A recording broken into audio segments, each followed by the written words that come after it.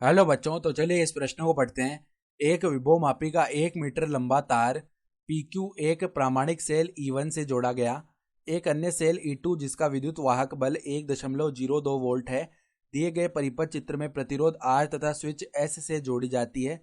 जब switch S खुला है तब अविक्षेप बिंदु P से 51 सेंटीमीटर की दूरी पर प्राप्त होता है। ज्ञात कीजिए विभवमापी तार की विभव प्रवणता।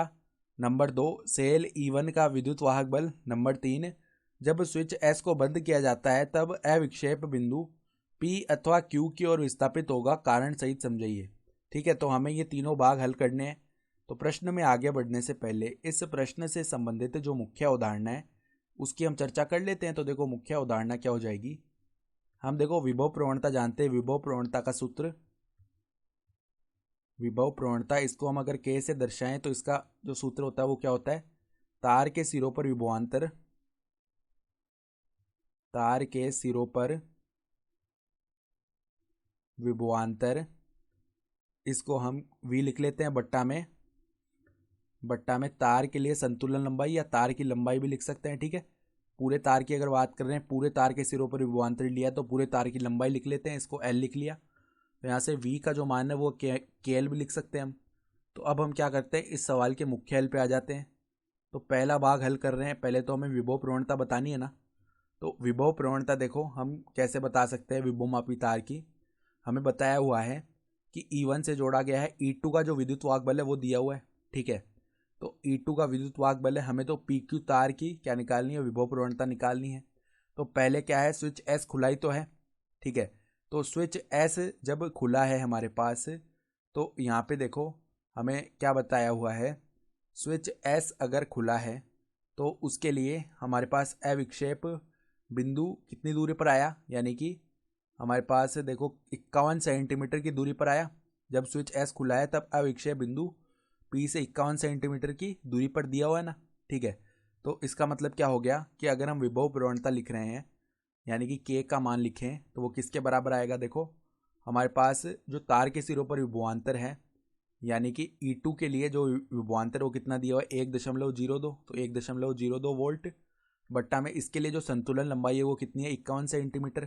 तो यहाँ पर 51 सेंटीमीटर। ठीक है, तो अब सेंटीमीटर को अगर हम बदलना चाहें मीटर में तो ये कितना बन जाएगा, 10⁻²। और मीटर आ गया। तो अब देखो 102 गुणा में 10⁻², इतना वोल्ट बट्टा में क्या लिख सकते हैं, 51 गुणा में 10⁻² मीटर। तो 10⁻² से 10⁻² विभाजित हो गया। 51 से 102 दो बार विभाजित होगा, यानी विभव प्रवणता 2 वोल्ट प्रति मीटर आ चुकी है।